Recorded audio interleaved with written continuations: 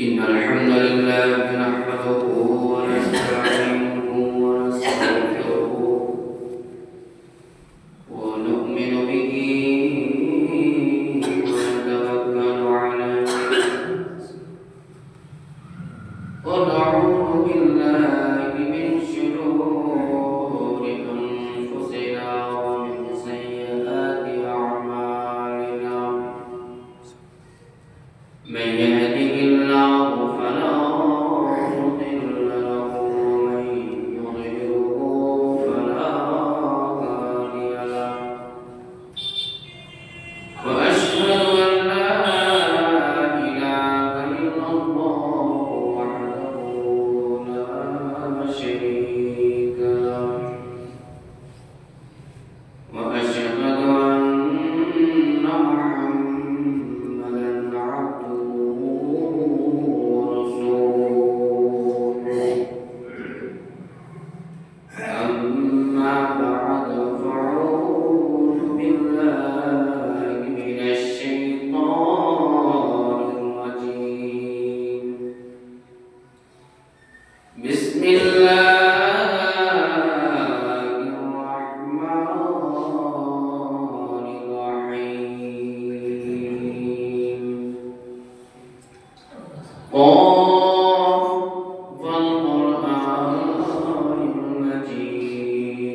المجيد بل عجبوا أن جاءهم منذر منهم فقال الكافرون هذا شيء عجيب أإذا متنا وكنا ترابا ذلك رجع بعيد قد علمنا ما تنقص الأرض منهم وعندنا كتاب حفيظ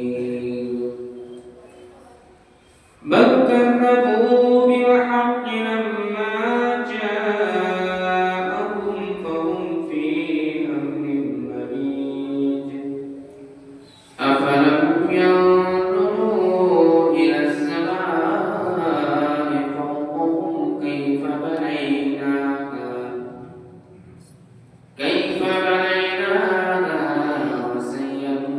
وزيناها وما لها من فروج والأرض مددناها وألقينا فيها رواسي وأنبتنا فيها من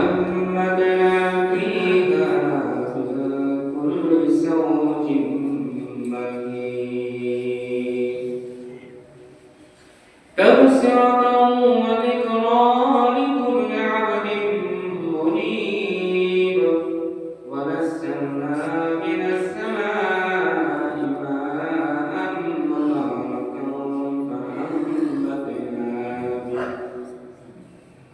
فأنبتنا به جنات وحب الحصيد والنخل باسقات لها طلع نضيد رزقا للعباد وأحيينا به بلدة ميتا كذلك الخروج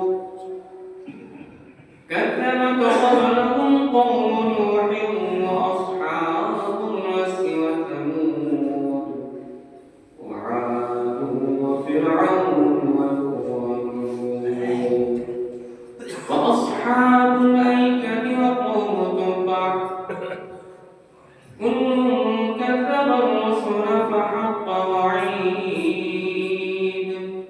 أفعينا بالخلق الأول بل هم في لبس من خلق جديد بارك الله لنا ولكم في القرآن العظيم ونفعنا وإياكم بالآيات والذكر الحكيم إنه تعالى جل وكريم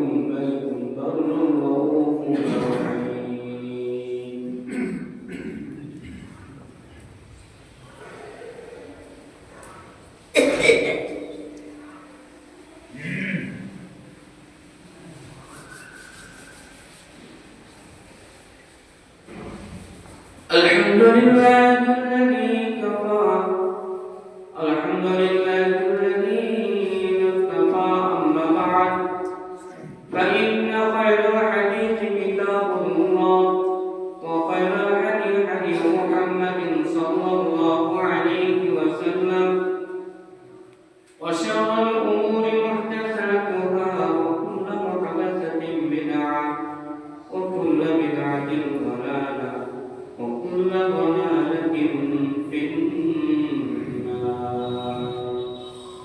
أعوذ بالله من الشيطان الرجيم. بسم الله الرحمن الرحيم. يا أيها الذين آمنوا إن من أزواجكم وأولادكم عدوا لكم فاحذروهم وإن تعفوا وتصفحوا وتغفروا لهم فإن الله غفور رحيم. إنما أموالكم وأولادكم فتنة إلى آخر الآيات. وقال النبي صلى الله عليه وسلم وعن عبد الله بن بريدة قال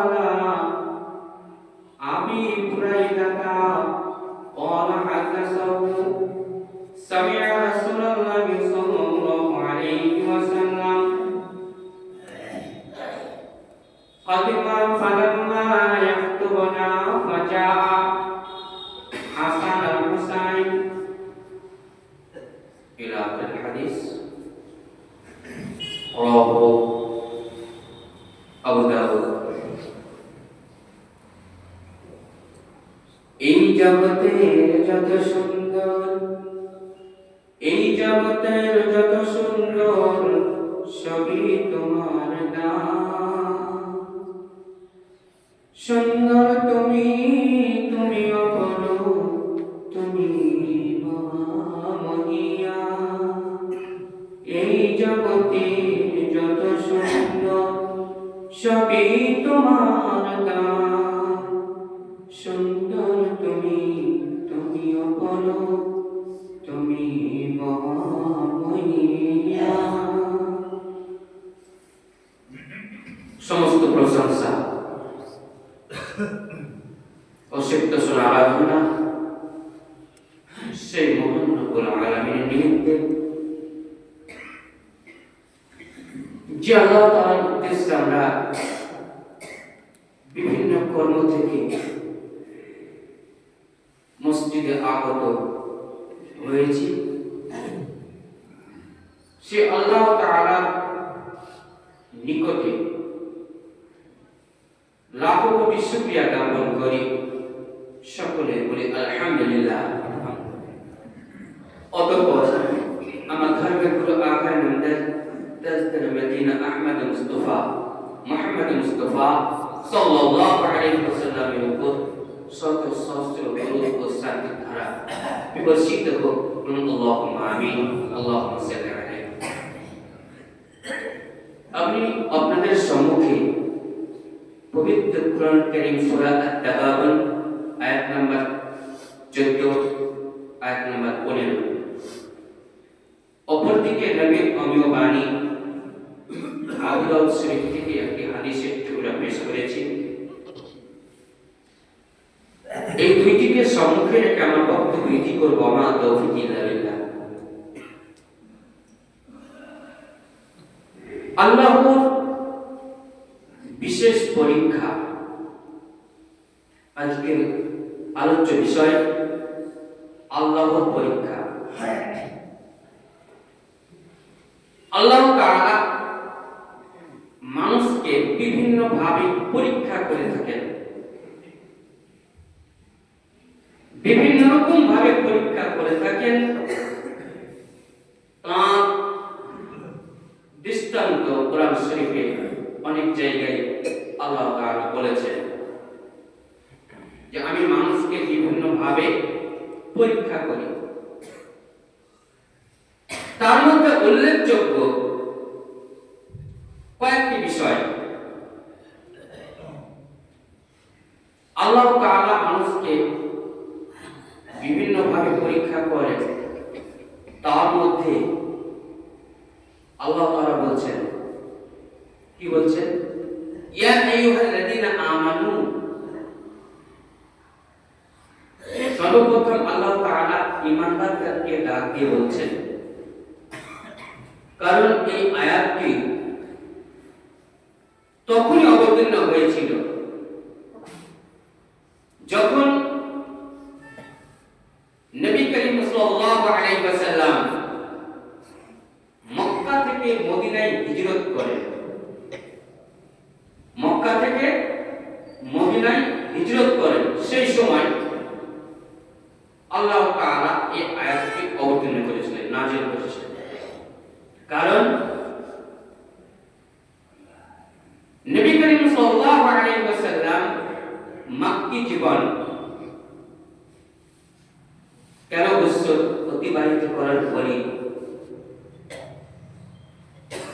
মদিনায় হিজরত করেন। সেখানে 10 বছর অতিক্রম করার পরে যখন সর্বপ্রথম মদিনায় গিয়ে সেখানে গেলেন, তখন কিন্তু অলরেডি অনেকেই মুসলমান হয়ে গেছে। নবী করিম সাল্লাল্লাহু আলাইহি ওয়াসাল্লামকে তারা পেয়ে অত্যন্ত খুশি। কারণ সবাই উমরা করতে যেত, মক্কার উদ্দেশ্যে বিভিন্ন জায়গা থেকে বিভিন্ন মানুষ তারা উমরা করতে যেত। সেই সময় কিছু লোক তারা সেখানেই মুসলমান হয়ে গেছিলেন এবং কিছু মানুষ শুনে শুনে আল্লাহর নবীকে দেখেনি, কিন্তু ঈমান নিয়ে এসেছিলেন। সেই মদিনাবাসী আনসারী বংশ, তাদেরকে আনসার বলা হয়। তারা বিভিন্ন রকম ভাবে মুসলমানদেরকে সাহায্য করেছিলেন, বিবি দিয়ে, জমি দিয়ে, জায়গা দিয়ে। যারা হিজরত করে এসেছিলেন তাদেরকে সাহায্য করেছিলেন। তার জন্য তাদেরকে বলা হয় আনসারী বা আনসার। আর যারা মক্কা থেকে মদিনায় হিজরত করেছিলেন তাদেরকে মুহাজির বলা হয়। তো নবী করিম সাল্লাল্লাহু আলাইহি ওয়াসাল্লাম তিনি মক্কা থেকে মদিনায় হিজরত করলেন। সেই সময় কিছু মুসলমান নবী করিম সাল্লাল্লাহু আলাইহি ওয়াসাল্লামের সঙ্গে হিজরত করেছিলেন। কোথায়? মদিনায়। এমন অবস্থায় যারা মুসলমান হয়েছিল, বংশে বাপ মুসলমান হয়েছে, সন্তান সন্ততি মুসলমান হয়নি, স্ত্রীও মুসলমান হয়নি। বাপ মুসলমান হয়েছে, বাপ হিজরত করে মদিনা চলে গেছে। হিজরত করে চলে যাচ্ছে। একজন গার্জিয়ান, অভিভাবক যদি বাড়িতে থাকে, থাকার পরে বিভিন্ন রকম বোঝার পরেও যদি না মানে, তো বাপ করলো কি বিদায় নিয়ে নিল, তোরা থাক, আমি চলে গেলাম। এইরকম পরিস্থিতিতে স্ত্রীরা বাধা দিচ্ছে, স্বামীদেরকে বাধা দিচ্ছে যে তোমরা হিজরত করে যাবে না, তোমরা মুসলমান হয়েছে, হিজরত করে যাবে না। সন্তানরা বাধা দিচ্ছে, যাবে না। কারণ তারা ভালো ইসলাম ধর্মে দীক্ষিত হয়েছে, মুসলমান হয়েছে, এবং এই পরিপ্রেক্ষিতে তারা করছে কি, তাদেরকে বাধা দিচ্ছে। সেই সময় আল্লাহ তাআলা আয়াতটি অবতীর্ণ করেছেন। কিভাবে? ইয়া আইয়ুহাল্লাযীনা আমানু, হে ঈমানদাররা, হে বিশ্বাসীরা, ইন্না মিন আজওয়াজিকুম ওয়া আওলাদিকুম আদুওয়ান লাকুম। হে ঈমানদাররা, বিশ্বাসীরা, তোমাদের জন্য তোমাদের স্ত্রী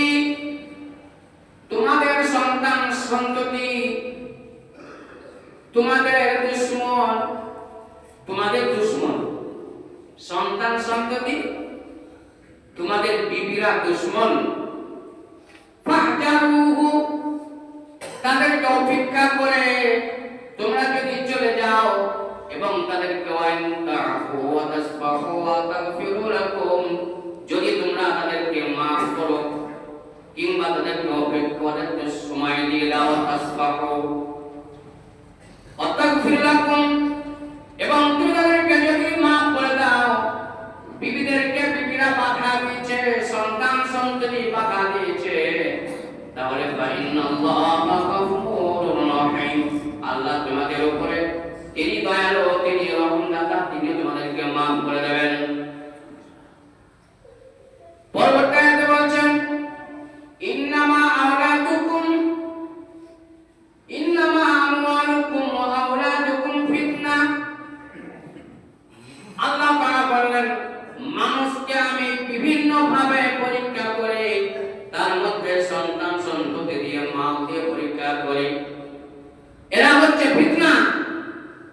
সম্পদ থাকলেও ফিতনা, সন্তান সন্ততি থাকলেও ফিতনা, না থাকলেও ফিতনা। তাই আল্লাহ তাআলা কোন মানুষকে কি করেছেন, কোন মানুষকে পরীক্ষা করেছেন, কাউকে বাঁচ করে দিয়েছেন, বাঁচা, কাউকে সন্তান অর্থাৎ শুধু ছেলে দিয়ে পরীক্ষা করেছেন, কাউকে শুধু মেয়ে দিয়ে পরীক্ষা করেছেন, আর কাউকে কিছুই দেননি, বাঁধা করে কিন্তু সম্পদ প্রচুর দিয়েছেন। এইরকম প্রকৃতির মানুষ আল্লাহ তাআলা দুনিয়াতে রেখেছেন, আছে নিদর্শন। তো এইসব মানুষদেরকে আল্লাহ তাআলা পরীক্ষা করেন। কিভাবে পরীক্ষা করেন? তো বলছে যে মানুষ এইসব পরীক্ষা থেকে, ভালো কর্ম থেকে মানুষ বাধা প্রাপ্ত হয়। কোন একটা ভালো কাজ করতে যাবে তো বাধা প্রাপ্ত হয় সন্তান সন্ততির কাছ থেকে, স্ত্রীর কাছ থেকে বাধা প্রাপ্ত হয়। কোন পুরুষ হয়তো বললো যে একটা জমি মসজিদে দিয়ে দেবো, তো বাধা দিয়ে দিল স্ত্রী, ছেলে মেয়ে বাধা দিয়ে দিল। কেউ বলল দান করে দেব, তো বাধা দিল। আল্লাহ বলেছেন ইন্নামা আমওয়ালুকুম ওয়া আওলাদুকুম ফিতনা। তোমাদের জন্য সন্তান সন্ততি, ধন সম্পদ তোমাদের জন্য ফিতনা। কিন্তু আল্লাহ তাআলা বলেছেন এগুলো দিয়েও আমি পরীক্ষা করি। যারা সেগুলো উত্তীর্ণ মানে উপেক্ষা করে আল্লাহ রাস্তায় দান করে দিল, তারা তাদেরকেও মাফ করবেন। যারা বাধা দিয়েছিল, যদি সেই তাদেরকে উপেক্ষা তারা গুনাহ করেছে, আল্লাহ তাদেরকেও মাফ করবেন। এইরকম প্রকৃতির আল্লাহ তাআলা মানুষকে পরীক্ষা করে দেওয়াছেন ইন্নামা আমওয়ালুকুম ওয়া আওলাদুকুম ফিতনা। মানুষকে আল্লাহ তাআলা ধন সম্পদ দিয়ে এবং মাল মাতা দিয়ে এবং সন্তান সন্ততি দিয়ে পরীক্ষা করে, এগুলা হচ্ছে ফিতনা। এইরকম ভাবে নবী করিম সাল্লাল্লাহু আলাইহি ওয়াসাল্লাম তিনি বলেছেন যে ভালো কাজ থেকে মানুষ বাধাপ্রাপ্ত হয়। وعن عبد الله بن بريدة رضي الله تعالى عنه قال আবি বুরাইদা, আব্দুল্লাহ ইবনে বুরাইদা বলছেন আমার বাপ বর্ণনা করছে আন্নাহু সামিআ রাসূলুল্লাহ সাল্লাল্লাহু বলতে শুনেছেন কি ইয়াকতুবুনা, তিনি খুতবা দিচ্ছিলেন। এমন অবস্থায় ইন জাআল হাসান আর হুসাইন, সেই সময় হাসান আর হুসাইন এই খুতবা দিচ্ছেন, খুতবার এই কাঠি। এমন অবস্থায় ছোট দুটো বাচ্চা হামা করে দিয়ে লুটতে লুটতে চলে আসছে এই জুমার দিন। নবী করিম সাল্লাল্লাহু আলাইহি ওয়াসাল্লাম বলছেন আমি খুতবা দিছিলাম, তো বাচ্চাগুলো যখন আসছে কেউ লুকিয়ে লুকিয়ে পড়ছে, কেউ উঠে যাচ্ছে, আবার বাচ্চা ছিল তো পুরোপুরি হাঁটতে পারছেন, তার জন্য সামনে ছিল মিহরাব অর্থাৎ হুজরা। সেই সময় নবী করিম সাল্লাল্লাহু আলাইহি ওয়াসাল্লাম খুতবা দিচ্ছিলেন, দিতে দিতে ওই বাচ্চা দুটোকে ওই লুটিয়ে লুটিয়ে পড়ছে, খুতবা দেওয়া বন্ধ করে দিলেন। বাচ্চাগুলোকে নেমে গিয়ে বাচ্চাগুলো নিয়ে সামনে বসালেন। তাই তিনি হাদিস করে বলছেন সাদাকাল্লাহ, আল্লাহ সত্য বলেছে কথাটা, যে সন্তান সন্ততি ফিতনা, ভালো কাজ থেকে বাধা দিয়ে দেয়। যে আমি খুতবা দিচ্ছিলাম এমন অবস্থা, আমার নাতিটা চলে এলো, আমাকে খুতবা দেওয়া থেকে বন্ধ করে দিয়ে আমাকে তাদের কাছে নিয়ে আসতে হবে। এই জন্য বলেছে ফিতনা। সাদাকাল্লাহ, আল্লাহ সত্য বলেছে। নবী করিম সাল্লাল্লাহু আলাইহি ওয়াসাল্লাম তিনি সেই কাজ কর্ম করেছেন। হাদিসটি হচ্ছে তিরমিজি শরীফের হাদিস, 3600 নম্বর হাদিস। তো হচ্ছে বাধা প্রাপ্ত হয়, কিন্তু বাধা প্রাপ্ত উপেক্ষা করেও কোনো কাজ করতে হয়, ভালো কাজ করার পরেও সেটা করতে হয়। এইরকম ভাবে আল্লাহ তাআলা, তাই নবী করিম সাল্লাল্লাহু আলাইহি ওয়াসাল্লাম বলছেন যে মানুষকে পরীক্ষা করে থাকেন। এইরকম অবস্থায় ওয়ান আবি হুরায়রা রাদিয়াল্লাহু তাআলা একটি হাদিস, যে আল্লাহ তাআলা বনি ইসরাইলের তিনজন ব্যক্তি, লম্বা চওড়া হাদিস, বুখারী মুসলিম শরীফের হাদিস, প্রায় 1.5 পৃষ্ঠা লম্বা হাদিসটি। মিন বনি ইসরাইলের তিনজন ব্যক্তি, তিনজন ব্যক্তিকে আল্লাহ তাআলা বাদা আল্লাহু আজ্জা ওয়া জাল্লা, আল্লাহ তাআলা তাদেরকে পরীক্ষা করেছিলেন। তিনজন ব্যক্তি কে কে? ওয়াল আবরাসা ওয়াল আকরা ওয়াল আ'মা, তিনজন ব্যক্তি। একজন হচ্ছে কুষ্ঠরোগী, একজন হচ্ছে টাক মাথাওয়ালা, আর একজন হচ্ছে অন্ধ ব্যক্তি। তিনজন ব্যক্তিকে আল্লাহ তাআলা পরীক্ষা করেছিলেন। আল্লাহর পরীক্ষা বললাম সন্তান সন্ততি, ধন সম্পদ আল্লাহর পরীক্ষা। পরীক্ষা করে কিভাবে? আকা জিবরাইল প্রথম একজন ফেরেশতা এলেন, সর্বপ্রথম যার কাছে এলেন তার নাম হচ্ছে, সে হচ্ছে আবরাস, ফুল পড়া ব্যক্তি। ফুল পড়া ব্যক্তির কাছে আসার পরে বললেন, আল্লাহ তাআলা আমাকে পাঠিয়েছেন, কিন্তু সে অবস্থায় তিনি বলছেন জীর্ণ শীর্ণ পোশাক পরিধান করে। আপনি কি চান, আপনার কি পছন্দ? আহাব্বু ইলাইয়া, তোমার নিকট কি আইয়ুন আহাব্বু ইলাইয়া, তোমার নিকট কোন জিনিসটা পছন্দ? আহাব্বু ইলাইয়া, আমার নিকটে পছন্দ হচ্ছে আমি গ্রামে বসবাস করতে গেলে লোকের কাছে ঘৃণিত ব্যক্তি, আমাকে কেউ পছন্দ করে না। আমি ফুল পড়া ব্যক্তি, আবরাস, আমার গায়ে ফুল পড়া রোগ আছে, তা আমাকে কেউ পছন্দ করে না। যদি আমার চামড়া গুলো সুন্দর হয়ে যেত এবং সুন্দর পোশাক, সুন্দরভাবে আমি জীবনযাপন করতে পেতাম, তাহলে খুব ভালো হতো। সেই ফেরেশতা করলেন, তার গায়ে হাত বুলিয়ে দিলেন। এমন অবস্থা, তার চেহারা, তার শরীর সুন্দর হয়ে গেল, একেবারে সুন্দর। আহাব্বু ইলাইয়া, তোমার নিকটে সব থেকে কোন মাল পছন্দ? আরব দেশে এখনো কিন্তু আগের থেকেও লাল উট কারো কাছে থাকলে খুবই দামি। যেমন বাংলাদেশে লাল গরু যদি দেখি না, যেটাকে কি বলছে, কি গরু বলছে, তো ওরা ওদের খুবই পছন্দ। সেটা 1 থেকে নয়, 6 লাখ 7 লাখ 8 লাখ 20 লাখ পর্যন্ত দাম উঠে যায় এরকম। তো সৌদি আরবে উট ছিল খুব প্রসিদ্ধ। তো বনি ইসরাইলের মধ্যে ওই ব্যক্তি, তিনি বলেন আমার নিকটে উট খুব পছন্দ। তিনি আল্লাহর কাছে দোয়া করলেন, তিনি তাকে উট দিলেন। উটটি কত? ওসরাতা হাদিসে হচ্ছে 10 বছরের গর্ভবতী উট তাকে দিলেন। বল এই নাও, তুমি জীবন যাপন অতিবাহিত করো, তোমাকে আল্লাহ মাল দিলে। হাদিসের ভাষায় বলছে সেই তার যা চটিয়াল ময়দান, তার পুরো ময়দানটা উটে ভর্তি হয়ে গেল। উট নিয়ে জীবন যাপন অতিবাহিত করতে, সুন্দর চামড়া নিয়ে এবং মাল নিয়ে সে জীবন যাপন অতিবাহিত করছে।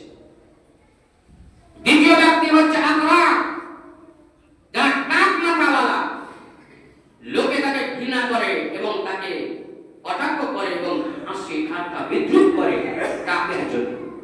তোমার নিকটে কি? তোমার নিকটে কি? তোমার নিকটে সব থেকে সর্বাপেক্ষা উত্তম জিনিস কি? বলে আমার মাথায় যে চুল গজিয়ে যেত এবং সেই নিয়ে আমি দেশে বসবাস করতে পেতাম, তাহলে এই লোকের এই কথা থেকে আমি বেঁচে যেতাম।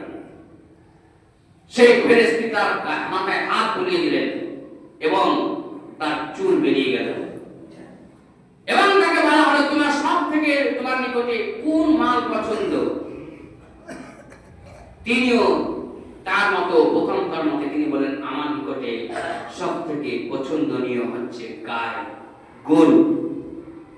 তাকে গায়ে দেওয়া হলো এবং সে গায়ে নিয়ে জীবনযাপন অতিবাহিত করতে হলো এবং তারও সেই ময়দান ভরে গেল। পশুর পালন। তারপরে তৃতীয় ব্যক্তি, সেই অন্ধ আমা, তৃতীয় ব্যক্তি আন্ধার কাছে গিয়ে বললেন, তোমার নিকটে সর্বাপেক্ষা উত্তম জিনিস কি? তুমি বুঝতে পারছেন আমি দুনিয়াতে আপনার চেহারা বুঝতে পারছি না, আমি পৃথিবী কিছুই দেখতে পাচ্ছি না, আমি অন্ধ, আমি ভালো মন্দ কিছু বুঝতে পারছি না, আমার চোখ দুটি আল্লাহ ফিরিয়ে দিতেন তাহলে খুবই ভালো হতো। ফেরেশতা করলেন তার চোখে হাত বুলিয়ে দিয়ে তার চোখকে ফিরিয়ে দিলেন এবং তাকে বলা হলো, তোমার নিকটে সর্বাপেক্ষা উত্তম জিনিস কি? সে বলল, ছাগল, বকরি। তাকে ছাগল দান করা হলো। মানুষ জীবন অতিবাহিত করছে তার জীবন নিয়ে, আবার মাল নেওয়ার জন্য আবার আকাঙ্ক্ষা করছে যে সম্পদ হলে ভালো হতো, এই নিয়ে আকাঙ্ক্ষিত। তো সেই অবস্থায় আল্লাহ তাআলা তিনজন ব্যক্তিকে তিন রকম মাল দিয়ে এবার পরীক্ষা করছেন। প্রথম ব্যক্তিকে দিলেন উট, আল্লাহর হুকুমে সেই আল্লাহ তাআলা উট দেন, তাকে উটে ভরপুর করে দিলেন, এত মাল দিলেন। দ্বিতীয় ব্যক্তিকে দিলেন গায়, গরু দিলেন, তাকে তার ভরে গেল। তৃতীয় ব্যক্তিকে দিলেন ছাগল, তারও ছাগল পরিপূর্ণ হয়ে গেল। তারা এইভাবে জীবন যেমন অতিবাহিত করছে। আল্লাহর পরীক্ষা, মাল দিয়েছেন, এবার পরীক্ষা করছেন। সেই প্রথম ব্যক্তির কাছে সেই ফেরেশতা এলেন ছদ্মবেশে, ফকিরি বেশে, জীর্ণ শীর্ণ কাপড় এবং চেহারা কুৎসিত হয়ে তিনি তাদের দরবারে গিয়ে উপস্থিত হলেন। সর্বপ্রথম ওই যে উট দিয়েছে, যার বাগান, তার ময়দান উটে পরিপূর্ণ, সেই সময় তাকে গিয়ে বলছেন, আমি একজন মুসাফির, আমি একজন মুসাফির, আমার কিছুই নেই, আমাকে আপনি উট দেন যাতে করে আমি আমার গন্তব্যস্থল পৌঁছতে পারি উটের সওয়ারি করে। আল্লাহ, আপনি এর আগে খারাপ ছিলেন, আপনাকে লোকে কেউ ভালোবাসতো না, আল্লাহর হুকুমে আপনি শরীর সুন্দর পেয়েছেন এবং এতগুলা উট পেয়েছেন, এতগুলা কথা বলছেন, তাহলে আপনি আল্লাহর ওয়াস্তে আমাকে একটি উট দেন, আমি সেই উটের উপরে চড়ে আমি আমার গন্তব্যস্থল পৌঁছে যাব। সেই ব্যক্তি বলছে কি? সেই ব্যক্তি বলল, তুমি এমন কি কথা বলো, আমার এইগুলো আমার আদি পিতা থেকে আমি পেয়েছি, কেউ আমাকে দেয়নি, পিতা মাতা দিয়েছে, আমার বাপ দাদার একটা সম্পদ, আমি তোমাকে দিতে যাব কেন? বলে তুমি আমাকে দিবে না? বলে না। সে ইনকার করলো। সে অবস্থায় তিনি একটি দোয়া করে চলে গেলেন। ফকির দরবারে এলে তাকে আল্লাহ তাআলা বলেছেন, ওয়া মাসাইলা ফারাতানহা, কেউ কোন দরবারে এলে তাকে কোনো কটু কথা বলে বিদায় দিও না, ওকে ভালো কথা বলে বিদায় দিও। পারো দাও, না কিছু দিয়ে সন্তুষ্ট করে বিদায় দাও, কিন্তু খারাপ কথা বলে সে বদদোয়া দিলে তোমার ধ্বংস হবে। সে ফকির না আল্লাহ পাঠিয়েছেন, কে পাঠিয়েছেন না, সেই হিসাবে সেই ব্যক্তিকে বললেন, আল্লাহ তোমাকে ওইরূপ করে দিক, যেমন তুমি ছিলে তেমন হয়ে। তার সমস্ত সম্পদ ধ্বংস হয়ে গেছিল, কিছু ছিল না। দ্বিতীয় ব্যক্তির কাছে গেলেন, সেই গায়ের কাছে, বলে তুমি আমি চিহ্ন শূন্য মানুষ, আমি গায়ের দুধ খেয়ে জীবিকা নির্বাহ করবো, আমাকে একটি গায়ে দান করবো, যাতে সাথে করে নিয়ে যে আমারও আমি লালন পালন করবো। সে তাই প্রথম ব্যক্তির ন্যায় সেই একই কথা বললো, বলে আমার দেওয়ার মতো কিছু নেই, তুমি কি বলতে চাইছো? এটা আমার বাপ দাদা, সম্পদ আমি পেয়েছি, তোমাকে দিব কেন? কিন্তু যে যার প্রাপ্য তাকে সেভাবেই দিতে হবে। কোনোদিন কোনো জিনিসের অর্ধেক করা যাবে না। আল্লাহ এসব শিক্ষাগুলো দিয়েছেন, কিন্তু আমরা মানুষ বুঝতে পারি না। আমরা মনে করি যে আমাদের সম্পদ আছে না, আমরা গৌরব, আমাদের অহংকার বেড়ে যায়। আল্লাহ তাআলা সেই ব্যক্তিকে বললেন, সেও তাই বলল যে আমি দিতে পারবো না। সে ব্যক্তির কাছে তিনি সেই বদদুয়া দিলেন, তুমি যা ছিলে তাই হয়ে যাও, তুমি পূর্বে নেই হয়ে যাও। তৃতীয় ব্যক্তির কাছে যে ছাগলটাকে দেওয়া হয়েছিল আমা, অন্ধ ব্যক্তির কাছে তাকে বলা হলো, তোমার দুজন বন্ধু, তোমার দুজন ভাই তারা পরীক্ষায় হেরে গেছে, পরীক্ষায় পাস করতে পারেনি, আল্লাহর পরীক্ষা ছিল। তোমার নিকটে আসা হয়েছে, আমি একজন জীর্ণশীর্ণ মানুষ, আমার কিছুই নেই, আমি ফকির মানুষ, কি খাবো? যদি একটি ছাগল পেতাম তাহলে খুব ভালো হতো। মানুষের অন্তর যদি বড় থাকে, আল্লাহ তার মালকে আরো বৃদ্ধি করে দেন। সেই অন্ধ ব্যক্তির উত্তর হচ্ছে, ভাই আমি এর আগে এত খারাপ ছিলাম বলার নেই। আল্লাহ আমাকে আমার চক্ষু ফিরিয়ে দিয়েছে, আমার ধন সম্পদ দেখেন এতগুলো বাগান ভরে গেছে ছাগলের, আপনি যেটা ইচ্ছা সেটা নিয়ে যান, আমার কোনো প্রয়োজন নেই, এগুলো আপনি যত খুশি নিয়ে যান। কথায় বলে মানুষ, কথার ভ্যারে মরে, কথার দূর মানুষ মরে। কথা বলতে গেলে ভালো কথা বলতে হবে, নচেত চুপ থাকতে হবে। হাসে ভাষা হচ্ছে, আমি যে কথা বলতে জানি না সে কথা বলা ঠিক নয়, চুপ থাকতে হবে। কথার ভরে মানুষ মরে। যাই হোক, সেই ব্যক্তি বলল, আপনি যতটা পারেন নিয়ে যান। ফেরেশতা বলল, আমি একজন আল্লাহর ফেরেশতা, আল্লাহ আমাকে পাঠিয়েছেন, আপনাদের তিনজনের কাছে পাঠিয়েছিলেন পরীক্ষা স্বরূপ, পরীক্ষা করার জন্য। ধন সম্পদ দিয়েছে আপনাদেরকে, কিন্তু আপনারা আল্লাহর ওয়াস্তে একটি টাকা দান করেনি, তারা কেউ দান করেনি, তাই ওদেরকে আল্লাহ ধ্বংস করে দিয়েছেন। আল্লাহ আপনার মাল নিতে চায় না, আল্লাহ আমাকে পাঠিয়েছে পরীক্ষা স্বরূপ, অর্থাৎ পরীক্ষা করার জন্য। আপনি পরীক্ষায় উত্তীর্ণ, আপনি আপনার মালে আরো ভরে যাবে, আমার দরকার নেই। বলার উদ্দেশ্য, বর্তমান সময় আমরা অনেক, আল্লাহ আমাদেরকে ধান দিয়েছে, আমরা সঠিকভাবে আল্লাহর ওয়াস্তে যেটা আল্লাহর প্রয়োজন, 20 মনে 1 মন যেমন আমাদের আদায় করতে আসতে অবশ্যই করতে হবে। আমাদের সম্পদ আছে, আমাদের ধানে আরো কিছু আছে, আল্লাহর ওয়াস্তে খুশি মনে সেটাকে দান করতে হবে। বাধা প্রাপ্ত করলে হবে না। আল্লাহ তাদেরকে পরীক্ষা করে, প্রত্যেকটা মানুষকে পরীক্ষা করে, আমাদের মনটা যেন সেই দিকেই থাকে, আল্লাহকে সন্তুষ্ট করার জন্য আমার এই জীবন, আমার এই অতিবাহিত জীবন, দীর্ঘদিন জীবন অতিবাহিত করার পর আবার মৃত্যুবরণ হবে। আল্লাহ আমাদেরকে সঠিকভাবে আল্লাহর পরীক্ষায় যাতে না পড়ি, আল্লাহর পরীক্ষাতে